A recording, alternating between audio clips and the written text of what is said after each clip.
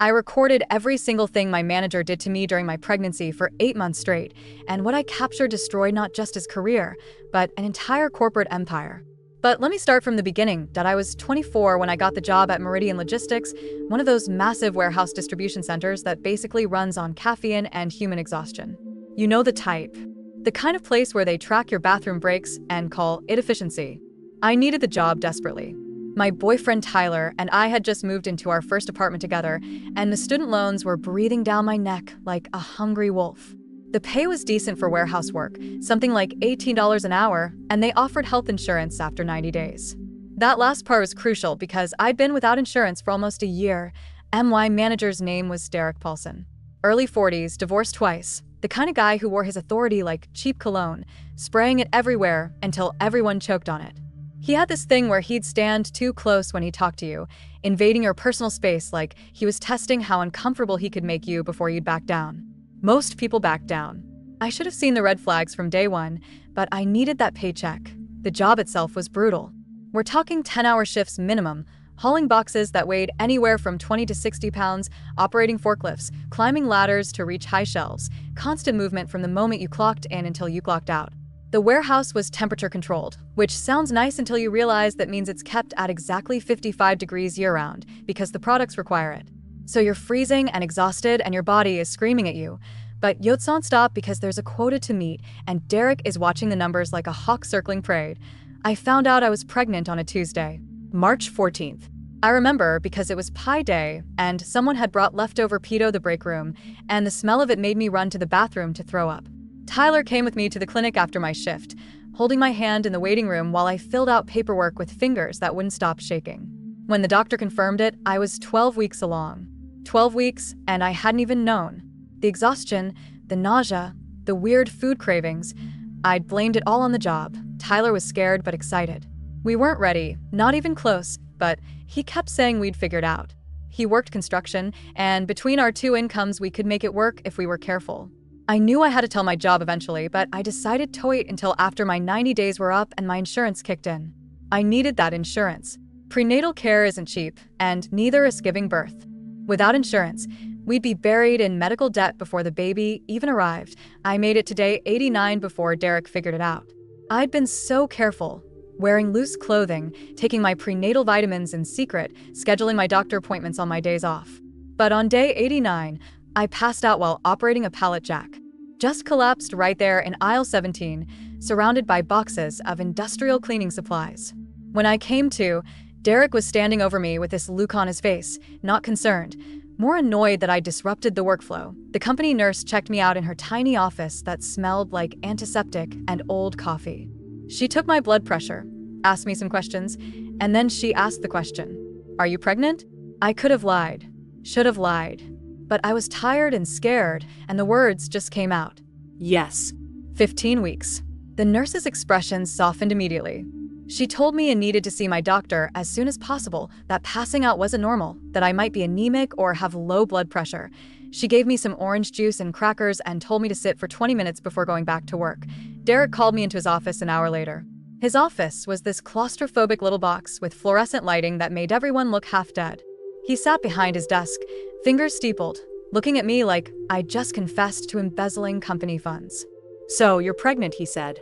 Not congratulations, not are you okay after fainting, just this flat statement of fact that sounded like an accusation that I told him yes, that I was planning to tell HR the next day once my insurance kicked in. He leaned back in his chair, and I remember the way it creaked, this long drawn-out sound that filled the silence. Then he told me that pregnant employees were all liability, that I'd need to prove I could still handle the physical requirements of the job, or they'd have to let me go. I reminded him that would be illegal, that pregnancy discrimination was protected under federal law. He smiled at that. A real smile, the kind that doesn't reach your eyes. He said I was welcome to file a complaint, but I should know that the company had excellent lawyers and I'd probably just end up blacklisted in the industry, that I should have walked out right then. Should have gone straight to a lawyer or the EEOC, or someone who could help. But I didn't. I thought about the rent that was due in 2 weeks, about Tyler's truck that needed new brakes, about the fact that I was 15 weeks pregnant and had exactly $732 in my savings account. So I stayed. And that's when it started. Derek began scheduling me for the worst shifts. The ones nobody wanted. Overnight shifts from 10 p.m. to 8 a.m., sometimes stretching to 10 or even 12 hours when we were short-staffed, which we always were because Derek refused to hire enough people. He'd schedule me 6 days a week, sometimes 7, always finding some reason why I specifically needed to be there. Company policy said we got 2 days off per week, but Derek had this magical way of making policy disappear when it suited him. The physical demands didn't decrease. If anything, they got worse. He'd assign me to the loading docks, which required constant heavy lifting. When I'd ask for help with particularly heavy boxes, he'd make comments about how maybe I should have thought about my career before getting knocked up. He said it loud enough for other workers to hear, establishing this atmosphere where asking for help meant you were weak. You were the problem. You were letting the team down, and why coworkers were divided. Some of them, mostly the women and a few of the younger guys, tried to help when Derek wasn't looking. They'd grab the heavy boxes before I could. They'd cover for me when I needed an extra bathroom break. They'd share their snacks when I was nauseous. But others bought into Derek's narrative completely. Started making comments about special treatment, about how if I couldn't hack it I should quit, about how they didn't get accommodations for their problems, so why should I? I requested a meeting with HR in my 4th month. Her name was Patricia, late 50s, the kind of woman who'd probably started her career fighting for women's rights and had somehow ended up as the enforcer of corporate interests.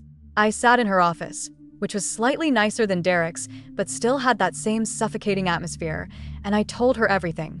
The excessive hours, the physical demands, Derek's comments, the hostile work environment. Patricia listened with this practiced expression of concern, nodding at all the right moments, taking notes on a yellow legal pad. When I finished, she asked if I had any documentation.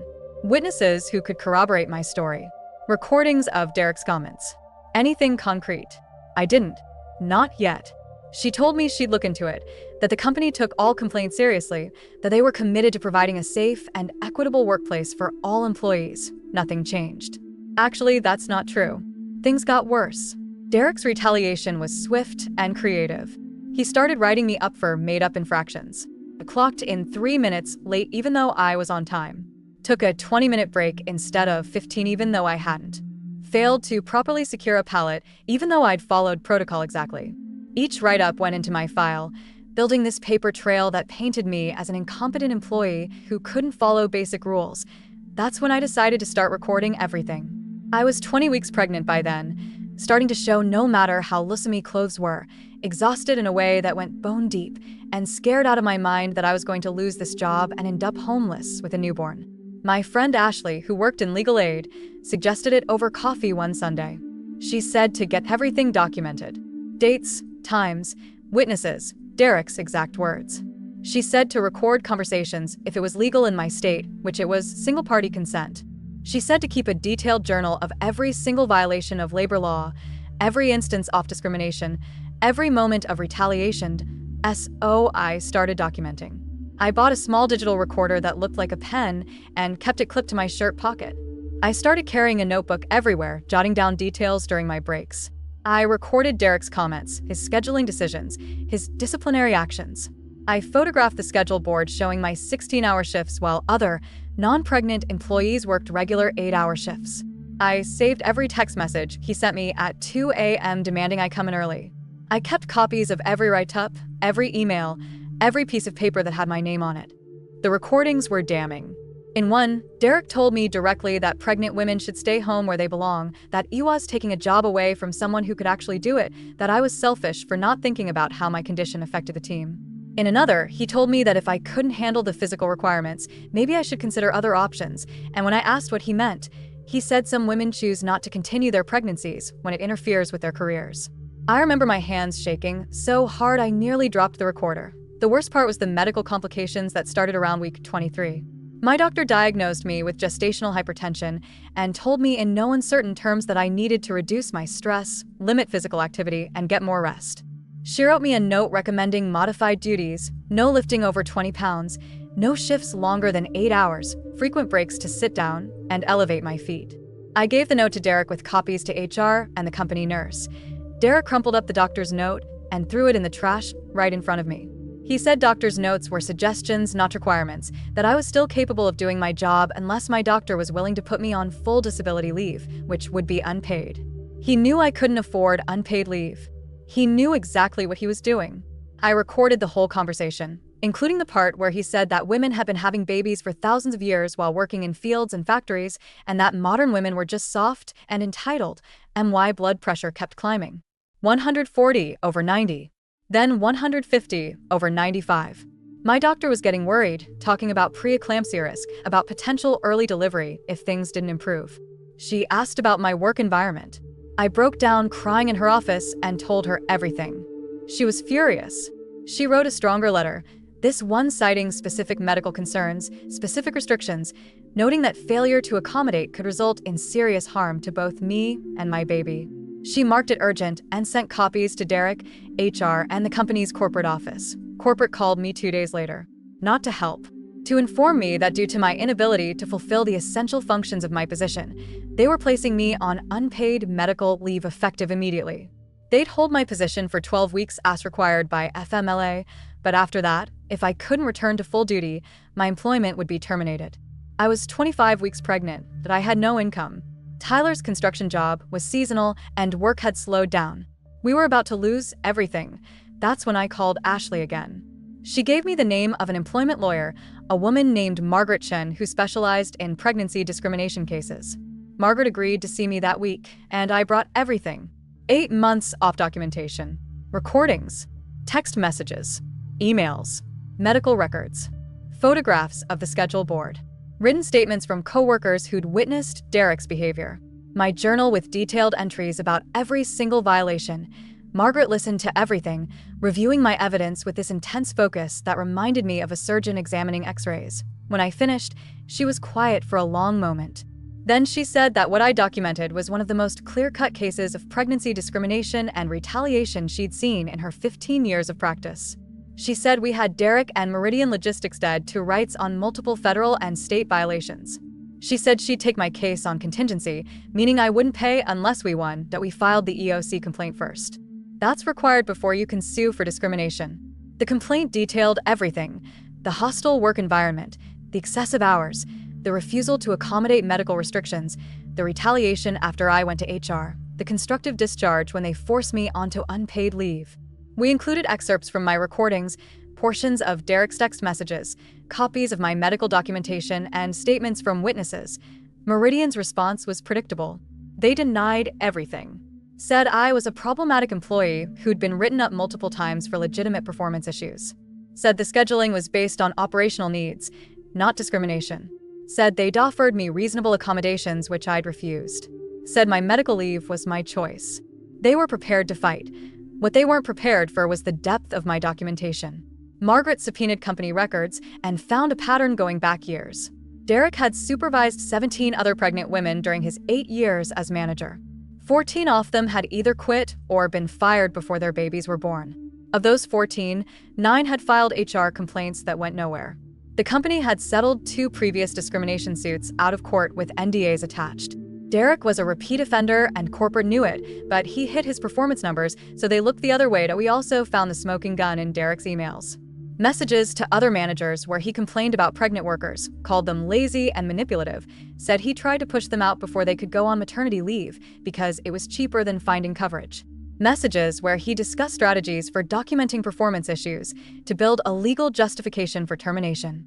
Messages where he joked about making pregnant employees' lives so miserable they'd quit on their own. The corporate lawyers had to turn these over during discovery. You could tell they knew they were screwed. Margaret filed the lawsuit in federal court. Pregnancy discrimination, hostile work environment, retaliation, violation of FMLA, intentional infliction of emotional distress, and about 6 other causes of action. She asked for compensatory damages, punitive damages, lost wages, medical expenses, and attorney's fees.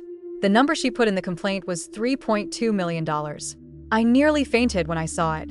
The media picked up the story. Local news first, then regional, then national. Pregnant woman forced to work 16-hour shifts records managers, shocking comments. The recordings I'd made were played on news broadcasts. Derek's voice dripping with contempt as he told me I was selfish for being pregnant, that I should have considered abortion if I wanted to keep my job. People were outraged. Meridian's social media accounts got bombarded with angry comments. Their stock price dropped. Corporate scrambled to contain the damage. They fired Derek within a week of the story breaking. Put out a statement about how his behavior didn't reflect company values. how they took discrimination seriously, how they were implementing new training and oversight. It was all damage control, all pure spin, but Derek was still out on his ass. He tried to sue for wrongful termination. His case went nowhere. The lawsuit took 18 months to wind through the system. During that time, I had my baby, a healthy girl I named Emma. Tyler proposed in the hospital room 3 hours after she was born, both of us crying and exhausted and happy. We got married at City Hall 2 months later with Ashley as our witness. Life moved forward even as the legal battle dragged on. Margaret was relentless. She deposed Derek, who crumbled under questioning, contradicting himself, losing his temper, revealing exactly who he was to the court reporter typing every word. She deposed Patricia from HR, who admitted they'd received complaints about Derek before but had never taken serious action. She deposed Derek's supervisor at corporate, who tried to claim ignorance, but whose emails proved he'd known about Derek's behavior for years. Meridian offered to settle twice. First for $200,000. Margaret said no. Then for $750,000. Margaret said no. She told them we were going to trial and we were going to win big, and they should think very carefully about how much worse this could get when a jury heard those recordings in person, when they saw a young mother testify about how she'd been forced to risk her baby's Lafido keep her job, when we brought in the other 14 women Derek had pushed out and they all told their stories. The third settlement offer came 3 weeks before trial. $2.1 million plus a written admission of wrongdoing, policy changes implemented across all Meridian facilities, mandatory training for all managers, and an agreement that they wouldn't fight my unemployment claim or interfere with my future employment. Margaret asked what I wanted to do. I said yes. Not because the number wasn't enough, it was life-changing money, but because I was tired. Tired of reliving the trauma, tired of the legal battle, ready to close this chapter and move forward. The settlement broke down like this: $800,000 in compensatory damages, $1 million in punitive damages meant to punish the company, and $300,000 in attorney's fees and costs. After Margaret took her contingency fee, and we paid off the remaining legal costs, I walked away with about $1.4 million. More money than I'd ever imagined having. Enough to change everything. We paid off Tyler's truck, my student loans, and all our credit cards. We bought a small house with a yard for Emma to play in. It put money into a college fund for her, invested a chunk for retirement, and kept enough liquid to feel secure for the first time in my adult life. I didn't have to go back to work immediately. I could stay home with Emma, watch her grow, be present in a way my mother never got to be with me because she was always working 2 jobs just to keep us fed. But the best part, the part that still makes me tear up when I think about it, was what happened after the settlement became public. I started getting messages from other women. Dozens, then hundreds, then thousands. Women who'd been discriminated against while pregnant, who'd been forced out of their jobs, who'd suffered in silence because they didn't think they had any recourse. They shared their stories and asked for advice. They wanted to know how to document, how to find a lawyer, whether they had a case. Ashley and I started a nonprofit. We called it Documented, Pregnancy Rights Advocacy. We created resources for pregnant workers, guides on documenting discrimination, templates for accommodation requests, directories of employment lawyers who'd work on contingency, forums where women could share advice and support. We partnered with legal aid organizations to provide free consultations. We lobbied for stronger enforcement of existing laws and better protections for pregnant workers. The nonprofit grew faster than we ever expected. We got grants, donations, media coverage. We helped hundreds of women file EOC complaints and lawsuits. We won most of them. Companies started taking pregnancy discrimination more seriously, not because they suddenly developed a conscience, but because they realized women were documenting everything and the lawsuits were getting expensive. 3 years after my case settled, Meridian Logistics faced a class action lawsuit from 47 current and former employees claiming systematic pregnancy discrimination across multiple facilities. The lead plaintiff was one of the women who'd contacted me after reading about my case. She'd documented everything just like I had. The case settled for $18 million. Meridian overhauled their entire HR department and implemented some of the strongest pregnancy accommodation policies in the industry. IT wasn't justice. Real justice would have meant they never discriminated in the first place, but it was something. Derek never worked in management again. Last I heard, he was driving for a delivery service, the kind of job where you're alone in a truck all day with nobody to boss around. Sometimes I wonder if he thinks about what he did, if he has any regrets, if he understands the harm he caused to all those women and their families. Probably not. Men like Derek rarely. Dude, I think about my younger self sometimes. That scared 24-year-old who desperately needed a job and was willing to endure almost anything to keep it. I wish I could go back and tell her that she was stronger than she knew, that documentation would be her superpower, that speaking up would change not just her life, but hundreds of other lives too. But I can't go back. None of us can. All we can do is move forward and help the women coming behind us. Emma is 6 now. She's fierce and opinionated and asks about a million questions a day. She knows Mama helps pregnant ladies at work, though she doesn't really understand what that means yet. Someday, when she's older, I'll tell her the whole story. I'll tell her about the 16-hour shifts and the recordings and the lawsuit that changed everything. I'll tell her that sometimes standing up for yourself means risking everything, but that she comes from a long line of women who did exactly that. I'll teach her to document everything, to trust her instincts, to never let anyone make her feel small. Tyler and I are good. Better than good. The trauma of that year brought us closer instead of tearing us apart. He's a foreman now, running his own crew, making decent money. We had a second baby last year, a boy named Jack. This time around, I wasn't working. I was just pregnant, without the fear and stress and constant threats. It was a completely different experience. I got to enjoy it. That shouldn't be revolutionary, but it felt like it was. The work continues. Just last month, we helped a woman who'd been fired after requesting time off for a high-risk pregnancy appointment. We documented everything, found her a lawyer, and the company settled within 6 weeks. Small victory, but they add up. Each case won, each policy changed, each woman who gets to keep her job and her dignity. It all matters. Sometimes people ask if I regret staying at Meridian as long as I did, if I wish I'd left the moment Derek started his campaign against me. Honestly, I'm not sure. Leaving would have been safer for me and Emma. But staying meant I documented everything. It meant I built an ironclad case. It meant that when we went after them, we won so decisively that it sent a message to every other employer thinking about pulling the same garbage. Sometimes the best thing you can do is stay long enough to gather the evidence that will burn the whole system down. The recordings still exist. All 8 months of them, backed up in multiple locations, encrypted and secure. Every few months, I listen to a few minutes, not because I enjoy reliving it, but because I need to remember why this work matters. I need to hear Derek's voice telling me I should have chosen abortion over my career, telling me I'm a liability, telling me I don't belong.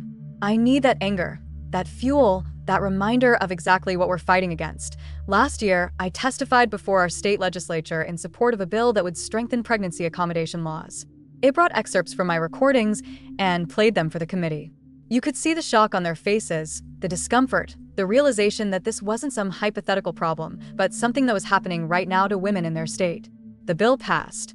It wasn't perfect, nothing ever is, but it was progress. The woman I've become is so different from the scared girl who started at Meridian Logistics all those years ago. That girl thought keeping her head down and working harder would be enough. This woman knows that change requires documentation, legal action, and women willing to stand up and say this is not acceptable. This woman has scars, but also strength. This woman helped change laws. Emma asked me recently what I do at work. I told her I help make sure pregnant ladies don't get treated badly at their jobs. She thought about that for a minute, then asked why anyone would treat pregnant ladies badly in the first place. God, I love that kid. It told her some people are mean and unfair, but there are rules to protect people, and Mama helps make sure those rules are followed. She seemed satisfied with that answer. Someday I'll explain the complexity, the way the system is designed to protect companies more than workers, the way discrimination is often subtle and hard to prove. But for now, that simple answer I snuff. If you're reading this and you're going through something similar, if you're pregnant and your employer is making your life hell, if you're being denied reasonable accommodations, if you're facing discrimination or retaliation, please know that you have options. Document everything. Every conversation, every text message, every email, every shift schedule, every denied request. Get it all in writing. Record conversations if your state allows it. Take photos. Save evidence. Build your case before you file a complaint, because once you do, the retaliation often gets worse before it gets better. Find a good employment lawyer. Most work on contingency for discrimination cases, so you won't need money up front. File an EOC complaint. It's free, and you can do it online. Connect with advocacy organizations that can provide resources and support. You are not alone in this. There are thousands of us who've been through it and survived it and are ready to help. The system is broken in so many ways. It shouldn't take months of documented abuse and a federal lawsuit to secure basic human dignity at work. Pregnancy shouldn't be treated like a character flaw or a failure of planning. Women shouldn't have to choose between their jobs and their health. But until we fix the system, we work within it. We document. We sue.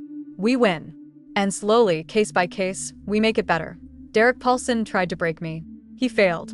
Not only did he fail, but his actions led to policy changes that protect thousands of workers, a nonprofit that has helped hundreds of women fight back, and a permanent black mark on his record that ensures he'll never have that kind of power again. That's not revenge. Revenge would be petty and personal. This is justice. Imperfect, incomplete, but justice nonetheless.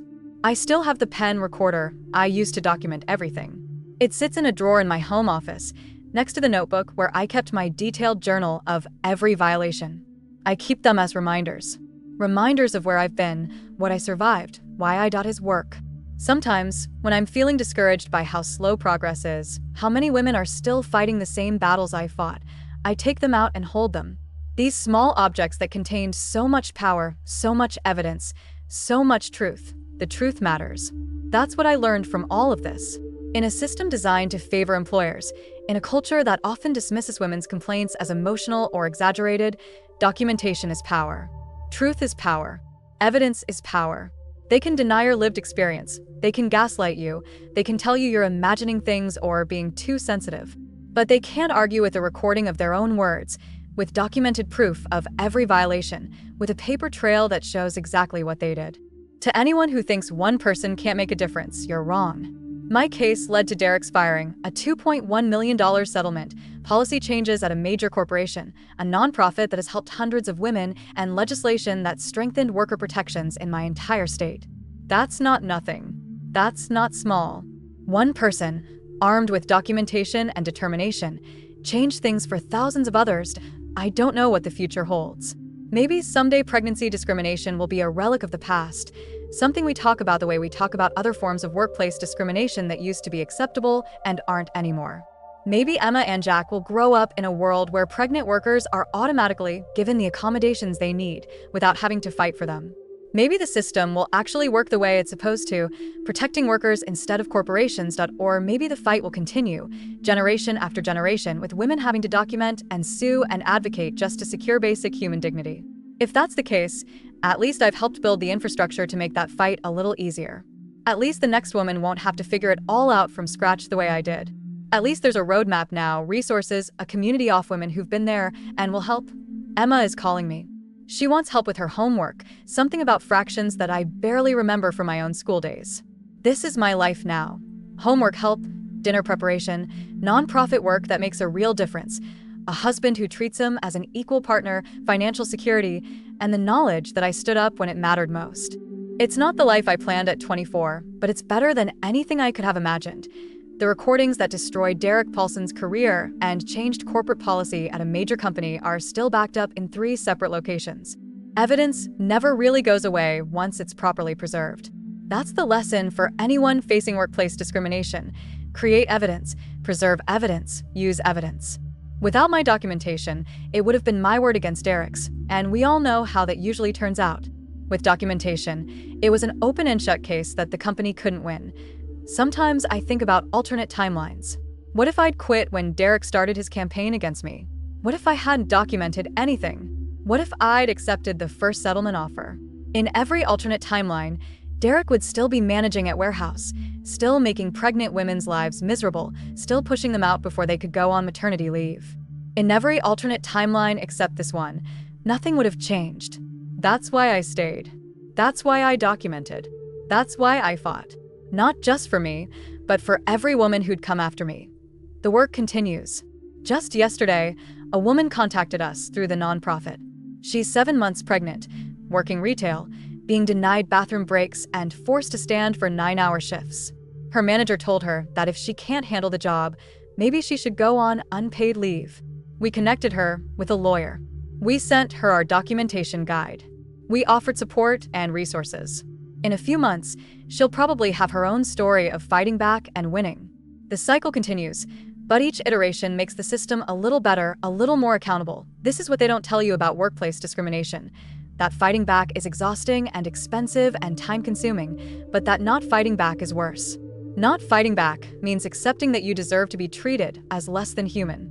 Not fighting back means the next woman will face the same thing you did. Not fighting back means the directs of the world win. So you fight. You document. You sue. You win. And you help the next woman do the same. And my story isn't special. What happened to me has happened to thousands of women. What made the difference was documentation. What made the difference was refusing to accept it. What made the difference was finding the right lawyer and building an airtight case. What made the difference was being willing to go public, to let news cameras broadcast Derek's words, to stand up in court and relive the trauma, if that's what it took to win. 8 months of documentation. Hundreds of hours of recordings. A case so strong that a major corporation settled for $2.1 million rather than face a jury. Policy changes that protect thousands of workers. A nonprofit that has helped hundreds of women fight back. State legislation that strengthened worker protections. And Derek Paulson, unable to work in management ever again, his reputation destroyed, his career over. That's what happens when one pregnant woman decides to fight back. That's what happens when you document everything. That's what happens when you refuse to be broken. I won. We won. And we'll keep winning, case by case, woman by woman, until the system is finally fixed and pregnant workers get the basic respect and accommodation they deserve. That's my promise to Emma, to every woman who contacts our nonprofit, to myself. The fight continues. But now, at least, we know how to win.